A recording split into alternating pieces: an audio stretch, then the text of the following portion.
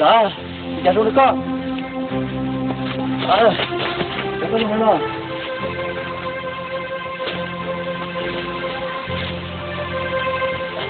Dạ con làm sao tao đi. Cái tiền, một cái tiền chuyển luôn nè.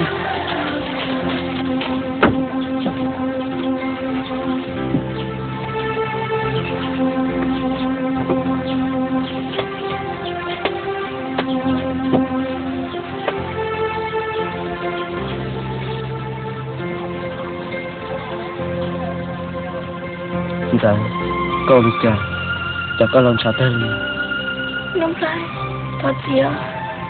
Chúng tôi cũng là những nhỏ chua là cô tôi có tôi kể cho xe là ta lớn không phải. Dạ, chịu đi chả.วันนี้nhớ, lấy tư là như chỉ xả cả rau lên đá. Đã xì, ý xì hùa sư, nhưng giờ họ rau lên đá là lo.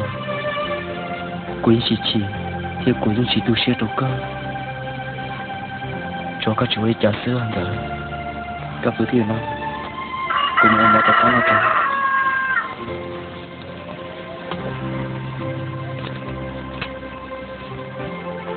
Nè, dạ, nó.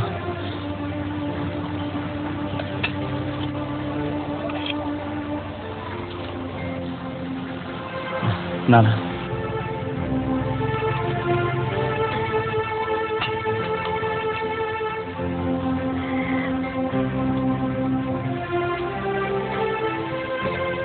Không phải, con nó cũng nói thế, ở không nói thế cả. Dạ, của tôi nó ta rồi, và cả chị nó.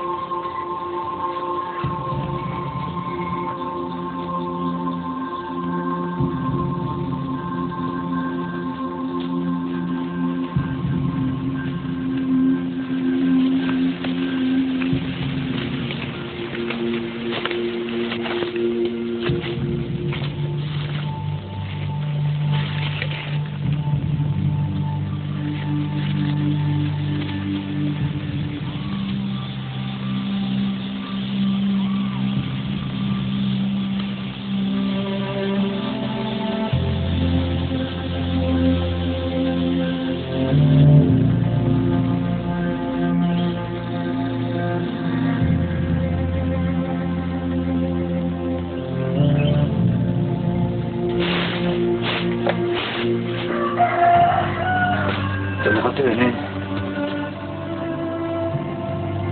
Rồi, rồi.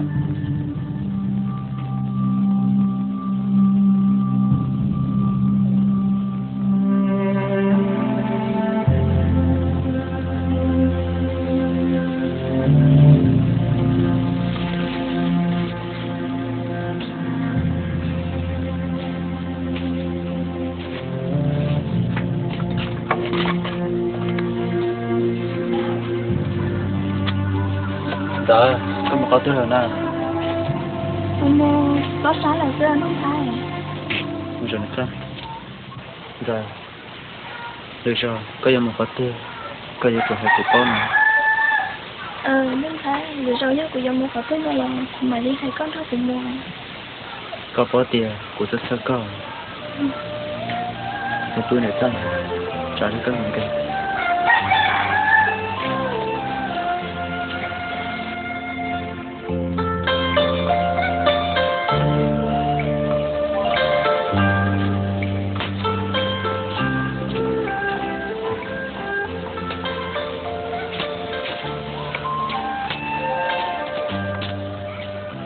Dạ, đây một cái tên nào?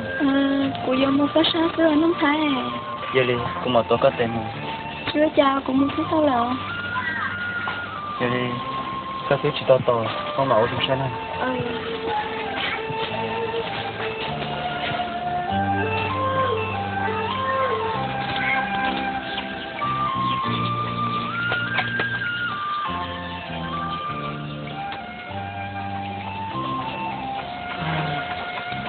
bây giờ giải tiền rộng có sao thì ông không giải lý sư để cho tớ luôn này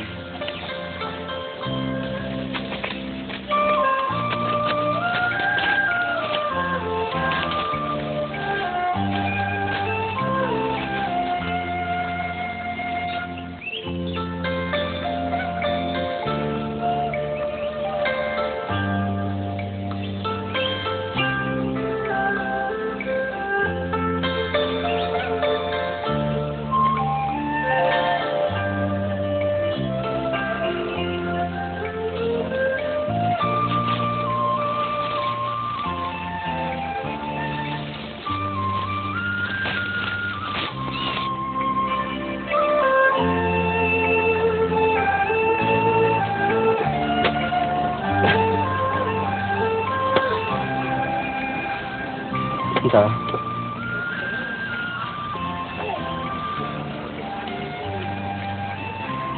căn thôi là có nhớ từ nó để có sát sai cái đó cắt bữa trưa cùng một thế có chua cho có hợp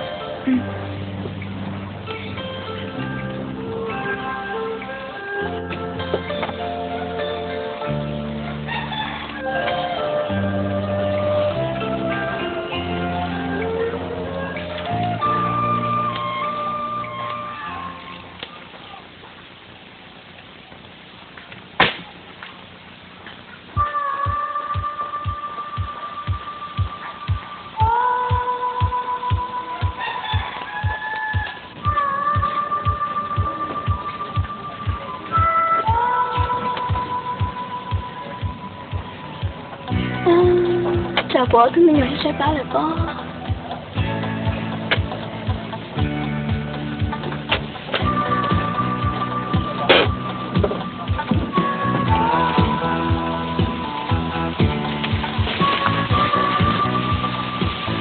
chỉ có con tổ sao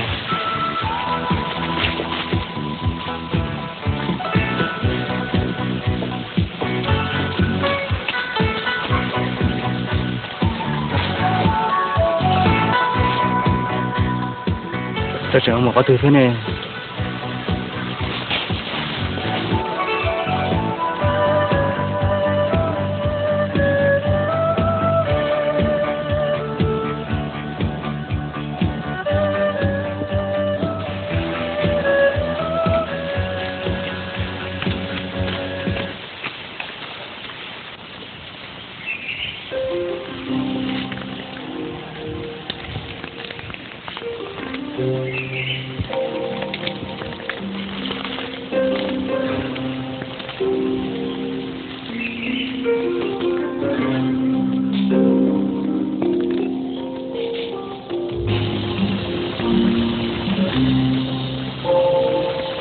người ta của hệ tiền thì chụp đó sao luôn vì giờ mình dù tỏ từ việc cho nó nữa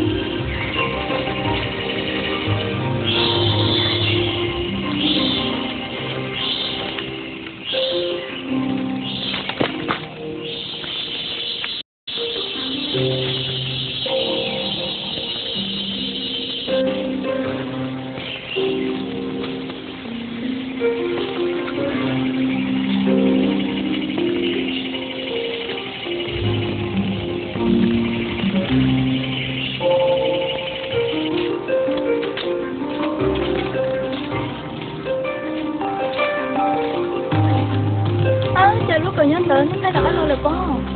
Đúng thay, đã ăn rồi. Đúng thay.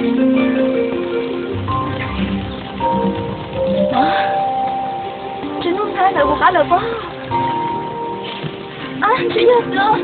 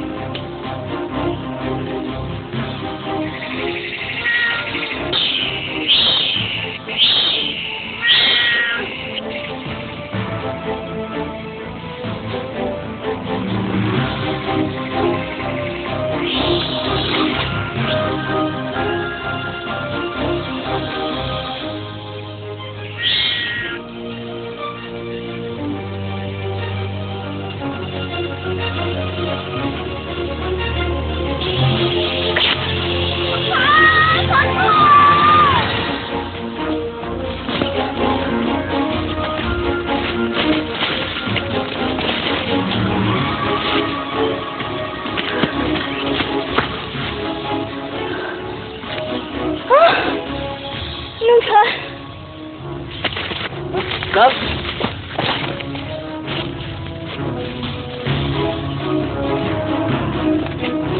Dạ. Dạ. Dạ. Dạ. Phải. Cô mua một tí lâu tua rồi. Cô mua bé sùng. Cô vừa trả cá lộn rồi cô xin rồi. Dạ. Chả có yêu chịu luôn á.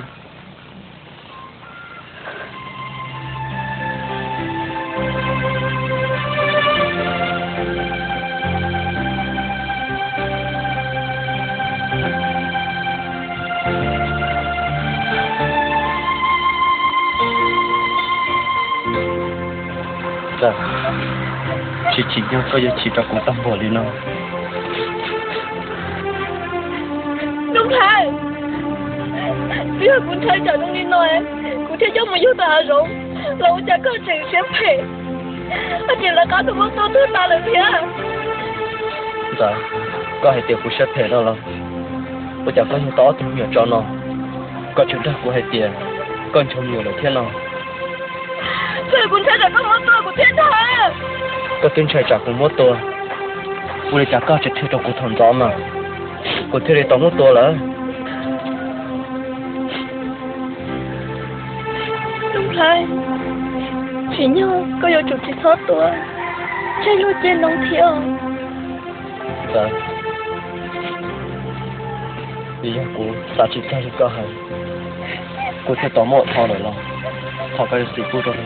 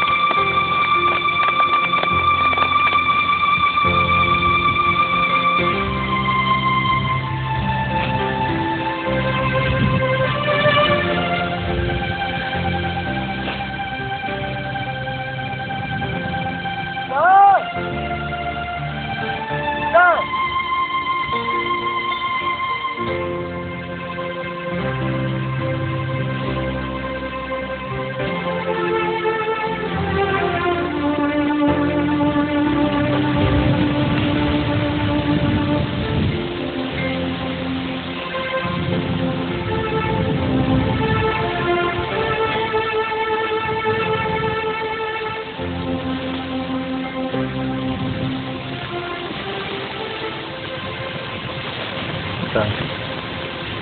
Để có tôi nhảy lên có chuyện nào. Là tôi trông lên rồi không phải. Để bây giờ có thể qua mà. Chỉ giờ cô mỗi tôi nhận đấy tôi là. Nên chỉ có chỉ thế có tôi sẽ cho cô lời là.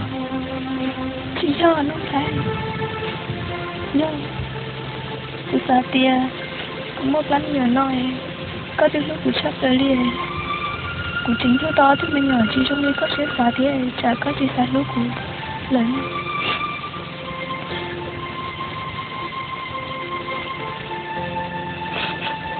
Vâng, sao sao đi chứ?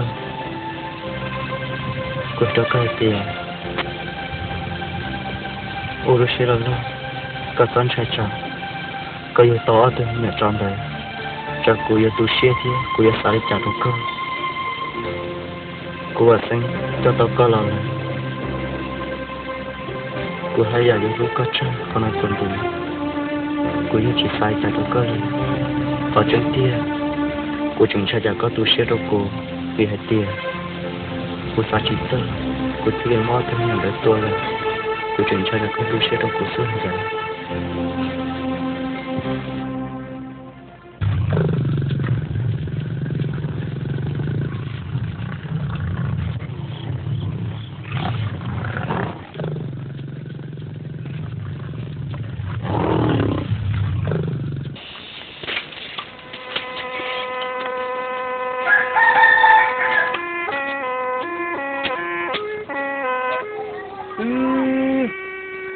trời rừng rừng rồi trên khu sự thả thế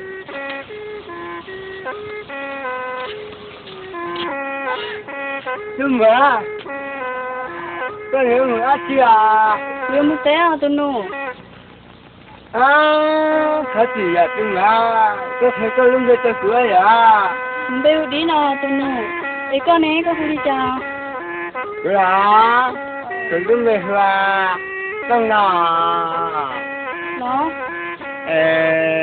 tôi mà nên ít gì nhá khả năng là nên để phải làm này chà tôi chỉ tao bắt được cao đi à đấy là phải chỉ về lúc sau tiếp xuống nhá phải nói tới xong phía ở tông là giờ lên đây là ta cũng nhảy chỉ tao bắt được cao đi à tông thật gì à tụi nó mong té trả lý của lại giờ nào mà người ta nhưng mà ông cứ xin là ai làm xin là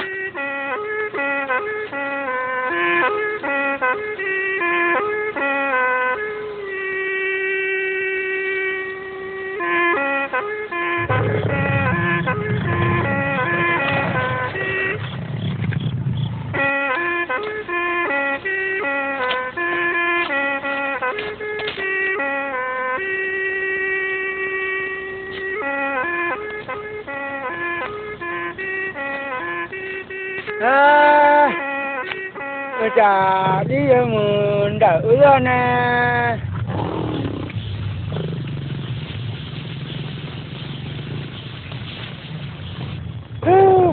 khách đi ơi ơi chị à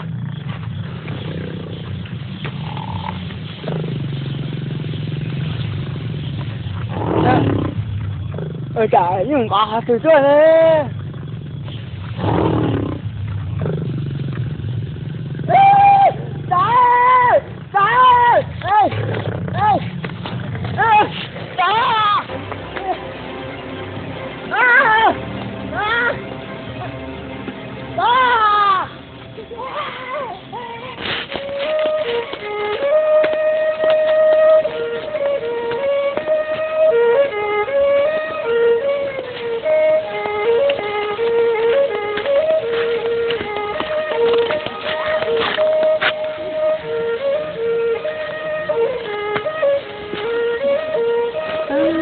chẳng đúng đi những cái mình không có là ra cho có xia luôn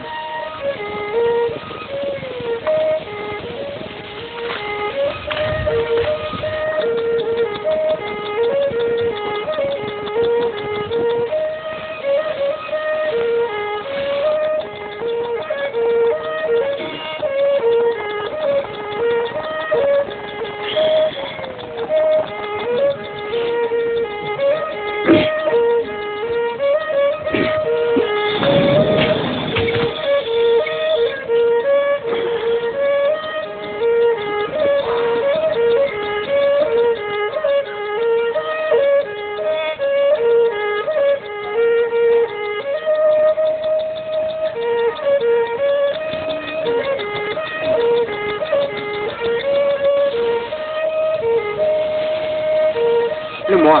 Cô đi ơi. Có là sao thì mua cho cô chẳng lo luôn. Cái chưa tôi mua. Chứ tôi cho cái tiếng lòng nữa đó. Chưa cho tôi mua. Tôi mua. Bữa nay tôi thấy nó cái cha để chơi lại rồi. Tôi tuân lại đi. Đi cái mình qua tờ có cái gì thứ kia này. Không sẽ thế là má, cái linh đợi cái tóc của tôi à linh nổ. Lỡ. Tôi nó sửa cái tờ tôi. Đó, tao cũng chỉ tao bỏ đôi cái linh. Ê tôi mua. Thật thì nè. Có làm việc đi cha nè. Cú nó, cú lúc bên hoa đi nào. Ê, tôi nổ cái này. Lỡ. Lúc đây hùa chó khói chứ. Lúc đây hùa con này. Đó, cái lúc bên không cơ là mà. Tôi chờ đi. Tôi đi có một tâm một xe. Thì có một chuyện nó cũng như một lần này lý do kia. Ấy một kia. Cú chính chỉ tao mua bỏ. Nhưng có má chè, có anh đây, chỉ cũng là cá lò. Lỡ. Như linh đơn này kì. Ít đây có mình là cá lòng nữa.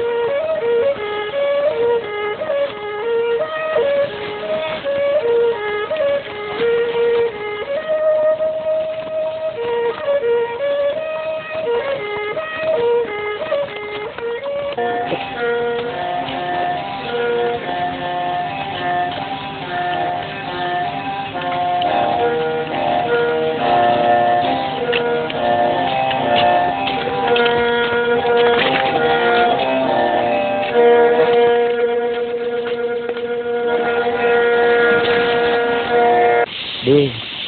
Tôi đi nghe chuyện này, nghe một chuyện này. Chả cũng không bỏ cái tua. Đi lên, đi nào tà lý sư. Cái chuyện nó cái gì cha, cái gì cũng như cái nó. Ló. Đi. Để nhớ nè. Trong tế nó, chúng ta. Yeah, chúng vào chế cơ. Ý tôi tin nè, chúng có tin tỷ lưu lý cơ cơ mà. Chúng cho mua, vào chế cơ thế à? Đó, cái chúng tên lúc nào cái gì cơ. Cái chỉ muốn đi, để cho mọi chuyện. Nó cho cái món đi, phải để cho mọi chuyện. Ló. Đi lên để nó. Mà tôi lộ cái này, nó chết kia. Phải để tao nó. Tao thôi. Chị phải cần phải nhớ thực tế nó. Chị luôn rồi, chị mong mong tao ở đây nó chết chứ hả? Có 2 ly cờ đi. Chẳng phải. Nếu tôi tế nó. Chúng có kia. Thì chết chăng. Giờ tiền lên kia. Tôi bỏ. Chỉ như thực sáng. Để mình lên. Chị chưa biết chuyện à bỏ. Đi. Em nói chuyện thế nào. Tôi chuyện nhóm bà. Không sao. Nhưng mà đi tới cái kia. Cái chỉ cho của mình là số khả năng. Mà, tôi không bảo chị chưa biết chuyện mà. Luôn sẽ cơ mà. Cái quả thì. Cũng mấy chỉ cho nó cơ. Nói lên bởi vì mình chỉ có là chưa bé à.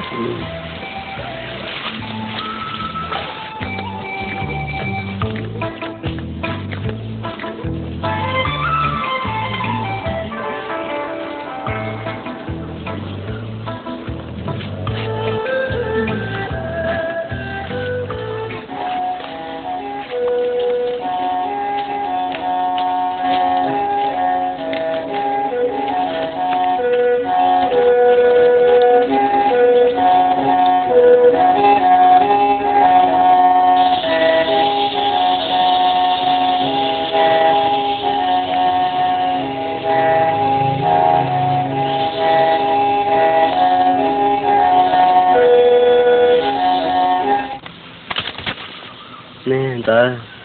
Cụ tới hết có thon nào tao trả nhà cơ nè. Chú cha luôn thấy, chứ cũng nó có thế tiền hả có.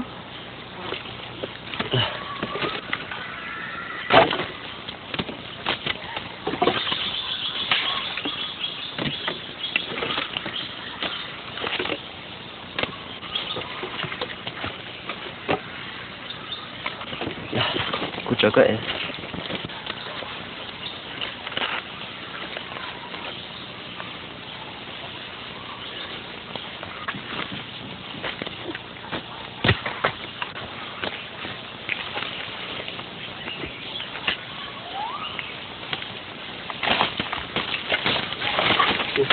Không có giờ.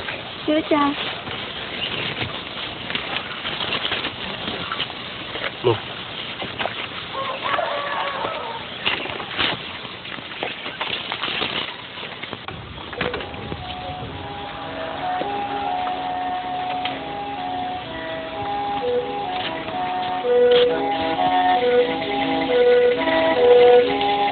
Nếu không tao lo anh sợ. Có vô mua bè té lo đi. Mua bè té à. Quý trà có không lo. Tôi chào các lò đi.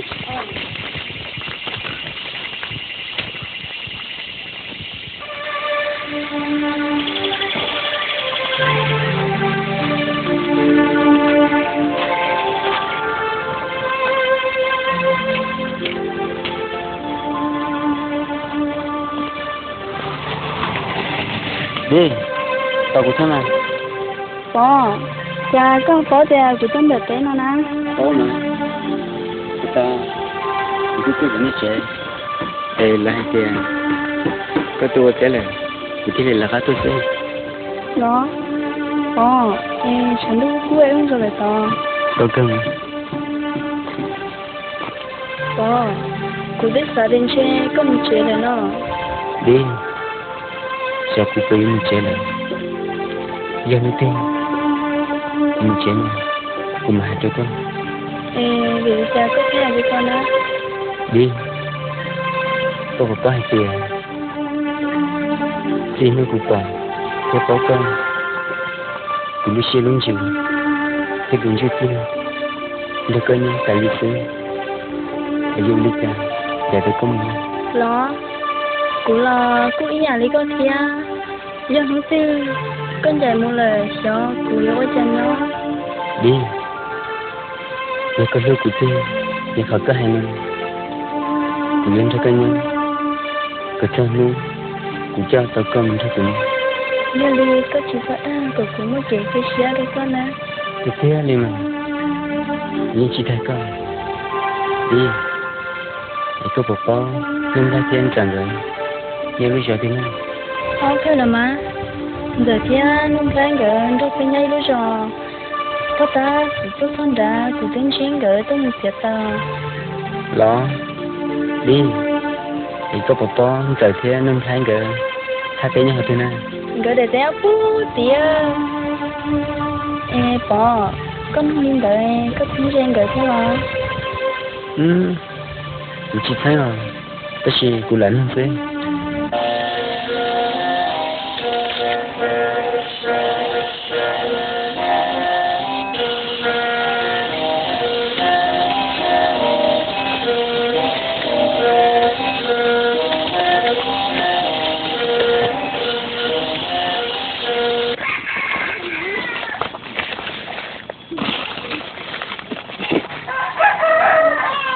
Đi, chẳng luôn nó có một té, có yon đi gió thì món đâu luôn à. Cũng đi mà cũng nói xíu có. Có giờ xe cũng té là. Nè, chẳng luôn nói, cũng hay nói vô tấu luôn nè. Có. Rồi nó cũng muốn cũng lúc giờ kia. Có xe thân thôi cho tôi có lời. Thảo có chỉ có một xe nữa mà. Đi. Cũng như nhau. Thế sớm trả liên nó đó cơ. Một cái tay ý gì.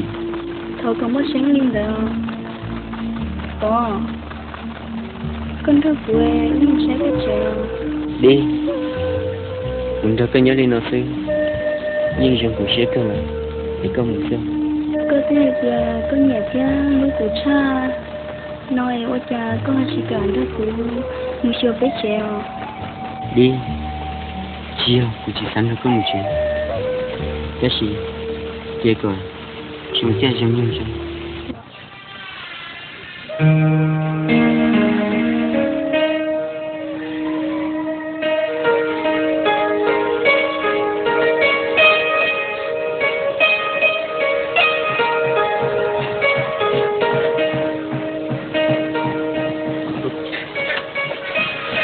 Dạ.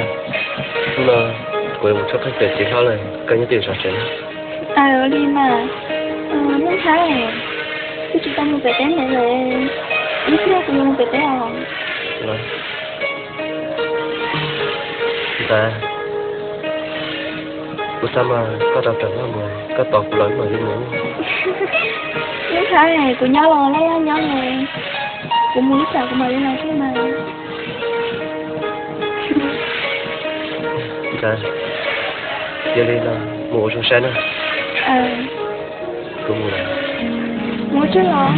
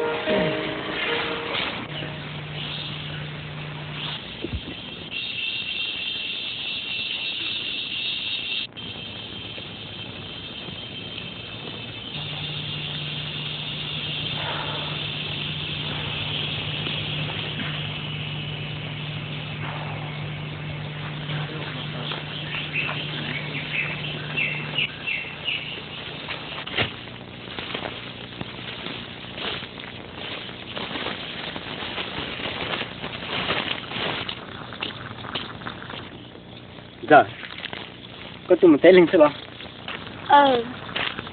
Cũng chưa có thả, ở bên lò bà tao. Chú mất gì lời cũng không có thả thế nào chứ to. Cũng nha. Con chưa có tụi chú thả bên lò xí chứ tao lo. Ha, có hai đi cho nó. Cũng nha. Có chuyện gì tao. Có ở thứ tú. Có có mấy yêu cho tao hai giống. Em nhung lại, tôi mất tua lại lo.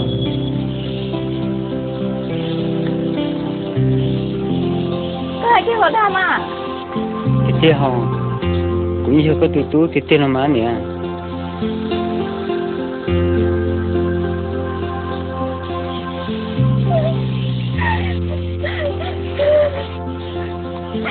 Tôi biết tú.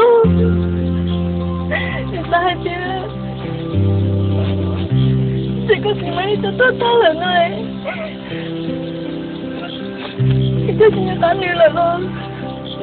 Sao tôi sẽ mơ?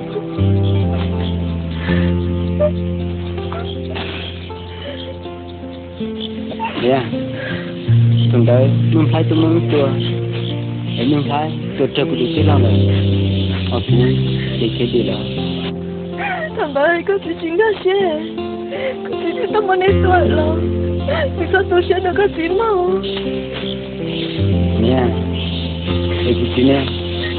Họ vô lên tiêu. Thế nhân gặp họ tiêu. Có sẽ phải được của sao? Dạ tôi nói. Chị không mua em nữa chị không. Tại sao lần mau? Thì cứ lên thì tôi mẹ lại nhà bà cứ xuống đi xưa. Cũng nè. Họ có theo thì tôi cũng được thêm mà. Dạ có sao báo có kỹ rồi. Chị cũng phải biết khi hơn. Tôi chị. Yulina.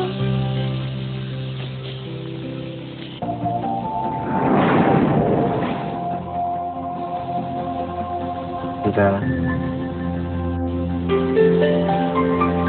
Cô nhiên bảo hai tiền có chỉ được của em.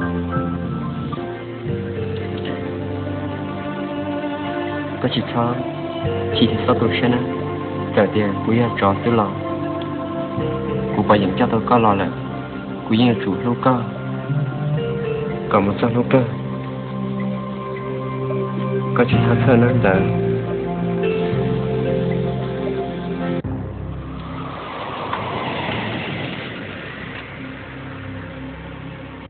Đúng thay, ta xin nó lên tú lệ. Con cây là tao hả?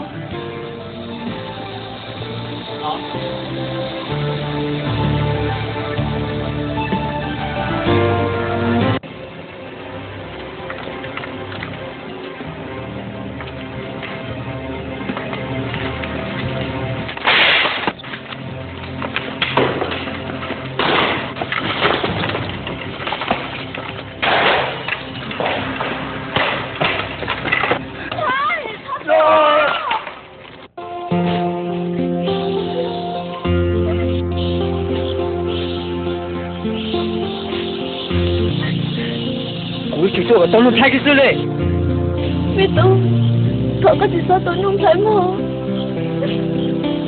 thấy rồi nhưng mà có sĩ nhà thiếu nhiều cụ chia nhiều cụ chia chả mất cụ chia nhìn cho tôi có tôi đã chứ biết đâu cái này tôi chỉ những chuyện không phải liền tôi kể cho tôi xin đầu cho thấy mà mình cứ làm thiệt tôi nè là chị tôi nè chị mà luôn dalam mahnya tiku mua biết đâu thật đâu biết đâu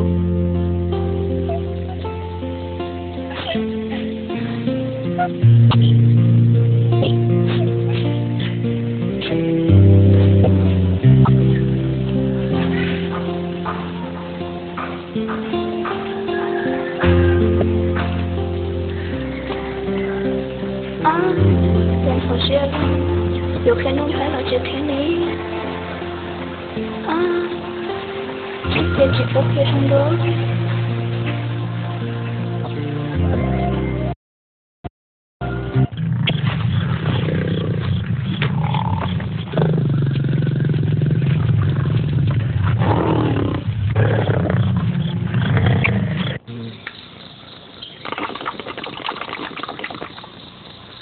Hello, ấy chó là tỏ tính người ở tu nhiều thứ chó trẻ lòng mất tỏi tu thế chán rồi. Vợ chặt tụi con này rồi, không rồi à, chúng mình phải cho là vợ chặt qua để chim ma chứ, rồi vô chả rồi. Giờ đợi chị chịu vô mất chán rồi, chả chút tỏ tao. Giờ đi chơi, chơi rồi mà mới chả rồi thôi mà.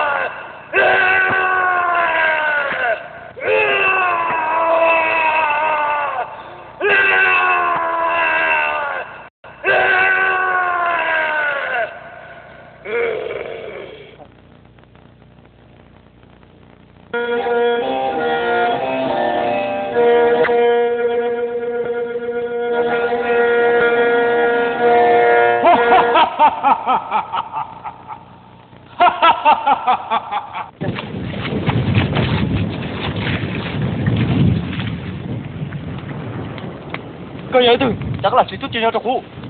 Nôm phải, có phần cho à? Có tổng của tiêu lồng tua, cụ kia đi, cụ tao cho đủ tôi có hạt tiền, cụ một phép chồng, cụ giờ cho khá là có xin cho do. Ồ, giờ cần biết đâu? Do cụ, do nào cụ lo lắng, cụ làm cho có xin cho do. Tao trả biết đâu? Lúc nào cụ tôi mua té xe, cụ nhận cho có xin cho chỉ tao. Do vì lý có tung một sự, có tao cũng thấy, có chỉ một sự tôi là cụ theo á. Biết đâu? Vì lúc nào cụ triển khai sao tôi, cụ thiên cho có xin cho chỉ tao.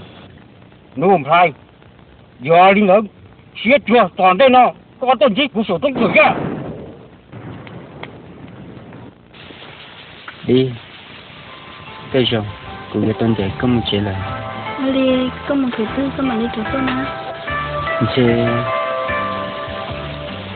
cụ chỉ trả vắt tôi lại. Giờ giờ có thể đi chỗ đó tôi à? Có chuyện đâu có tiểu lưu hay là nó? Đi, cụ thật tiền.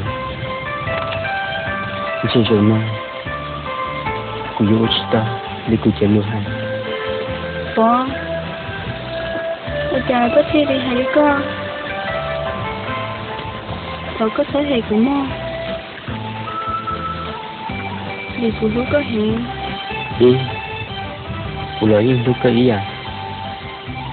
Cái xin trên, cụ yêu tôi cho có trên, vì yêu ư, xí yêu chỉ tao. Xí yêu chỉ tao. ấy tôi hay đâu cú hay tia tôi chỉ muốn nóng để cú tôi yêu con đi cũng phải cho con bố chỉ chân là tiền cũng như muốn đâu đúng thái xin rồi rồi sao cũng chẳng rồi đi cha thì câu với xe là tiền ý tưởng nhưng chỉ một cú lý này gì đi cha có thể muốn đâu nóng thái xin rồi rồi vì anh nông thái một cuộc chiến này tôi ta làm thì khi lợi dụng mình cho nông thái chỉ tua bảo kiện chỉ xe tự do lên đó là chỉ nhau có mới phải kể xin lỗi cho nên cho cái cơ hội đó là thì chỉ anh nên con thì cho phí chỉ người sử dụng chỉ tao bố có thể dùng hết đá dùng hết chỗ là cũng những tổ xe luôn cơ cho đi đó là dùng dùng nó lại sợ cụ bị mất lòng này là các tôi làm gì cơ là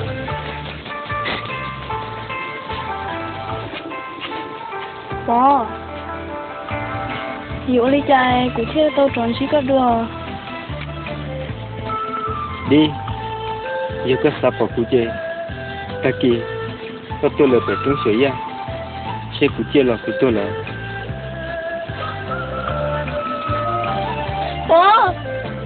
bố ngủ đó hả bố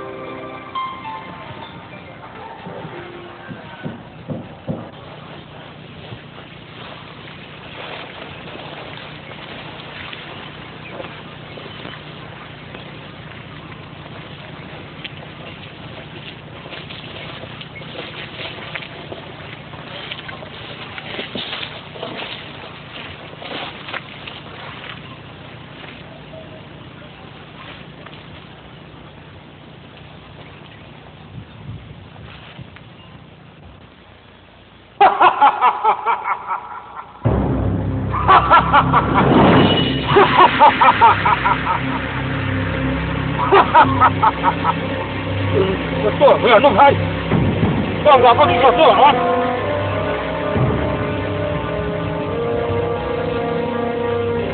mẹ tôi có chỉ phát chỉ thôi có thể biết cái sinh đầu sĩ tua ra thâu lò đi thâu lò chè thâu mù hay tôi được có thể bự ư chỉ ở sĩ tu chỉ tao sinh đầu sĩ tu rồi giờ có mù tôi có thể yêu nhau cũng mà nên trở bao tiền sẽ đủ con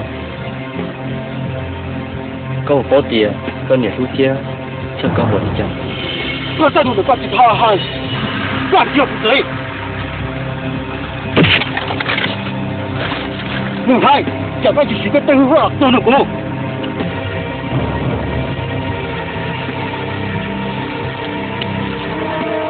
họ cũng chỉ phạt tổ con rồi thì con cũng nhớ quý tụi chú thì quý chủ vô trở đi con nhà tên một tôi chưa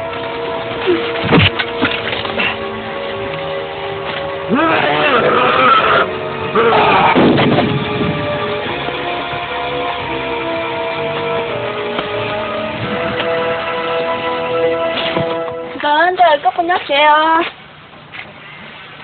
nhóc à có tốt là đi nó phải con nhóc trẻ là nó phải chị nhóc à muốn đến chị nào muốn rồi nó chỉ tu lo chị một chuyện nó phải theo quảng gờ nó nói nó có tụt tụt bỏ theo nó phải gỡ từng sĩ tua sổ trống rồi chị một sáng chẳng gỡ chào thế lo thế liệu có chuyện một chuyện gỡ chẳng gỡ lý cha rồi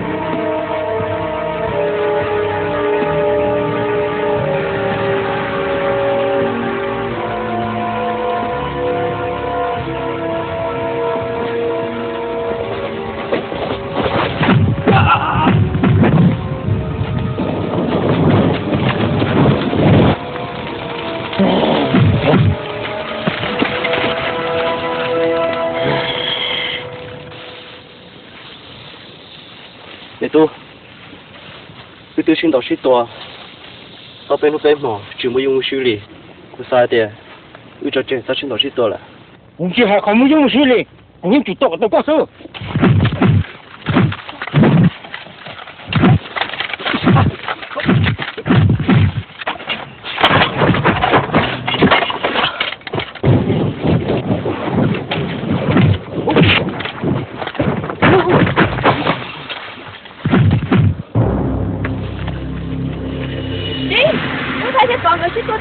准备听歌啊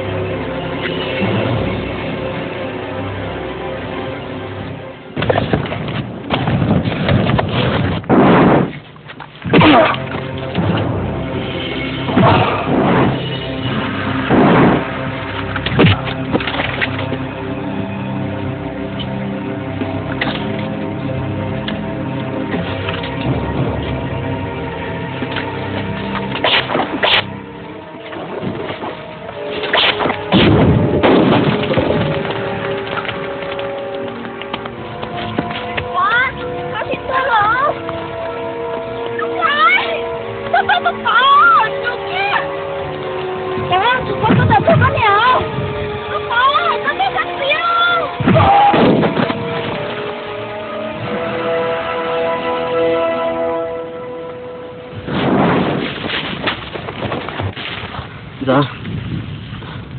Có bò đấy trời.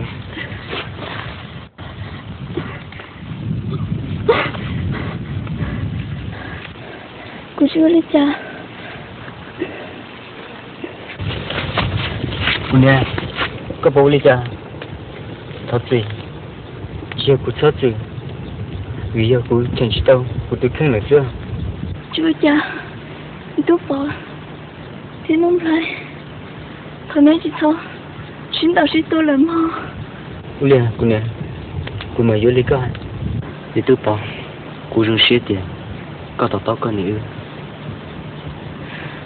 Gia đình đợi trẻ, vì tôi, con muốn thưa có tự nhau ấy, nhưng mà đi xuống con. Cô cho, cô nè, cô coi cho cô là nhau, ý cho, họ luôn để tên mà. 다시 제 구역문서 내년 지도 군에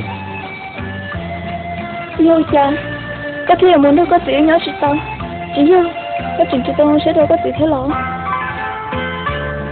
chia đi có hàng 군에 có phụ chi mình vì phụ chia nơi đi nè có như bỏ của nó vì phụ chi phụ tây phụ chi xứ giờ thủ tiêu chỉ sĩ của tây tiêu kia là thế của những chỉ trong nó là wow thằng cô làm à thằng cô mình đâu có niệm tới nhau cô chưa mà đi cô có chịu cho tâm cho cụ thể ta chỉ của mình thôi nên những chỉ tao mà thì tôi chỉ cho là đi câu có chơi liền có cái này với nhau với lại nhau cái này có sự gì đi đi nhau thì có ta chỉ cho nên ta là lý do của mình nhau chỉ tao mà để cụ thể cụ thật gì để cụ tôi cái dạng chia sẻ coi cái tuần này xin được xin tôi lại là thảo câu thì họ想lúc thì cụ tôi cụ tin chú chẳng như tôi giờ để yêu một sự sống này nào của tôi chỉ sao lại chẳng có đó là vì tôi xin một xin tôi nào chơi của tôi tôi ở bên nhà họ trong có sao là của tôi họ rằng cái cụ tôi chứ chịu như vậy thì cũng muốn mày tao nhớ chỉ khen có mù liêu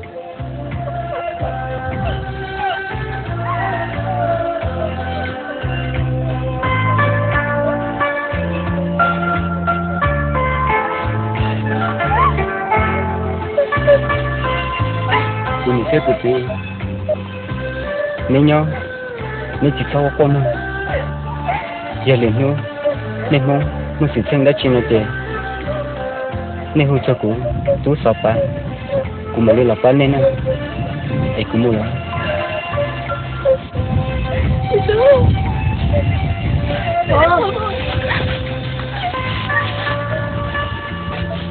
một thứ lo tôi yêu một đây cũng phải tôi là tiền tôi cái lũ ở cũng có một đứa con rồi con nên nói như cái gì tôi đã là như cái tôi giờ chỉ khó nó lên tư vậy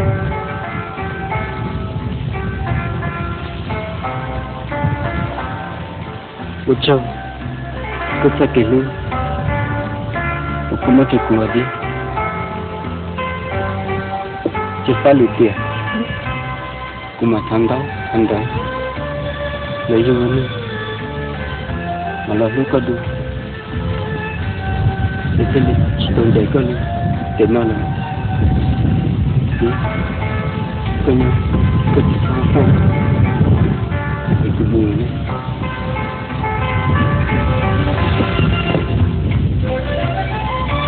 có